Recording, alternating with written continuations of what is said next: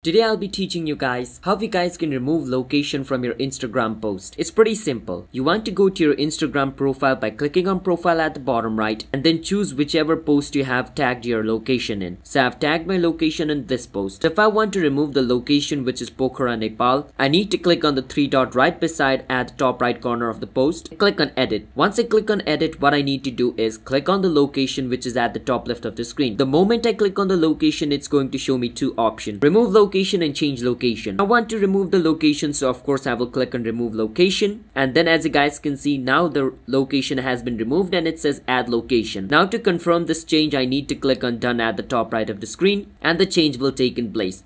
Now the reason why it still shows my location is because for this change to take place, it's going to take you 5 to 6 minutes. So just close your Instagram and reopen it again after 5 to 6 minutes. Your location will be removed. It just takes a bit of time for this to update. So I hope you understand how you guys can remove location from your Instagram post. So if you guys found our video helpful, then hit the subscribe to our channel one step. I'll see you guys next time.